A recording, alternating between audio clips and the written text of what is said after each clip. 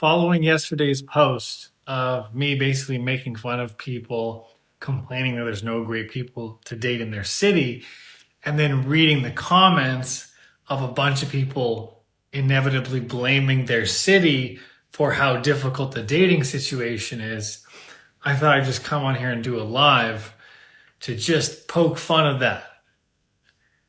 I was pointing out that it's really ourselves and our perspective on dating that either makes it extremely difficult or maybe even good. But I thought it was hilarious in the comments because you'll see in the title of this video, it says fighting for your limitations. Well, I believe everybody, all of us, are either doing one of two things. We're fighting for our limitations or we're standing for what's possible. Most people are fighting for limitations. The reaction to this video is a perfect example. I say people are blaming their city for the dating, and then all in the comments, not all of them, but most of them, are saying, yeah, dating in New York, 8 million shitty people.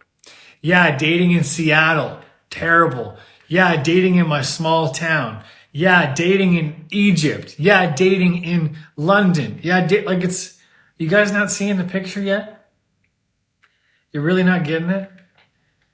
Don't you think it's interesting that people in New York, a giant city, are complaining about the dating pool, and there's people in some tiny town in middle America complaining about the dating pool? Maybe there's more to it. Maybe our attitude towards dating and relationships might be more important to work on than just changing location. Imagine you change location, but your attitude about dating and relationships is the same. You're going to drag all that baggage with you. And so I just thought it was so funny how many people in the comments did not get the video and are still fighting to prove. Like, really ask. I think it's one of the best questions we ask ourselves. Are you fighting to prove yourself right? Are you fighting to prove for, maybe you might even call it victimhood. My situation. No, it's really hard for me. No, trust me, it's really hard for me. No, you wouldn't believe what it's like in my city. It's like the worst. It's like, maybe it might be valuable to stop fighting to prove that and open to a new perspective that it could be something else. See, I really believe that if you're fighting to prove a point, you're not open to another possibility. And so even if it was your queen or king walks right in front of you, you wouldn't even notice them because the perspective is so tainted by there's no good people in the city. I mean, there's a bunch of other comments in that video, which I thought was hilarious because other ones were like, someone said, oh, don't agree with this. Everyone is sexist and obsessed with the patriarchy. Everyone?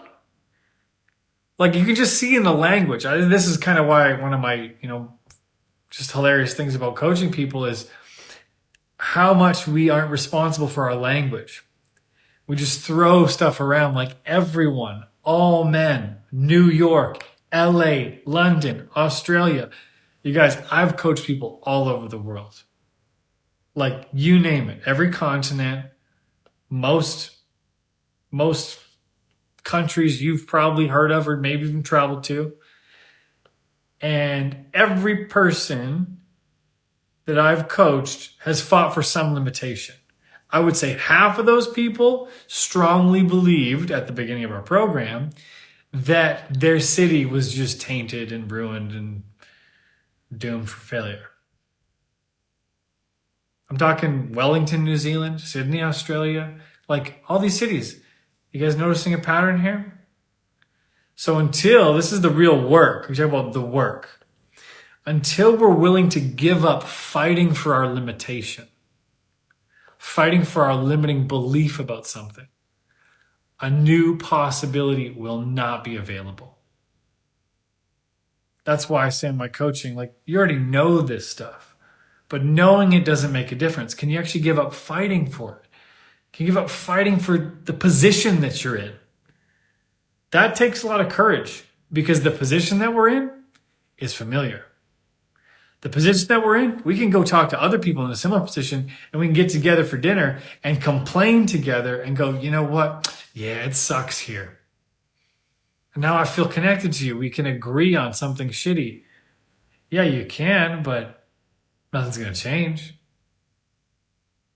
I don't think anything changes until we get fed up with a pattern. Being fed up is one of the best things that can happen. Fighting for your limitations, obsessing about your complaint, is the perfect way to stay in a circle.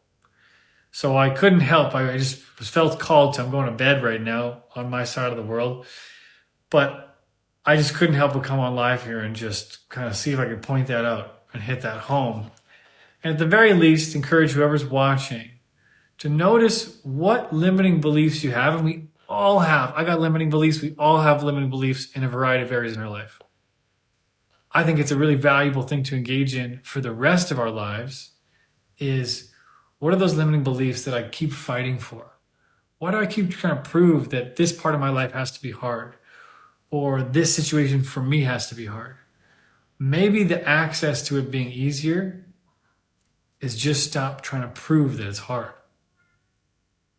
Might be a long shot. You might think I'm crazy. That's okay. I invite you to take it on. See what happens. Sending you love from the rest of wherever you are and whatever you're dealing with. I hope you keep enjoying my content. See ya.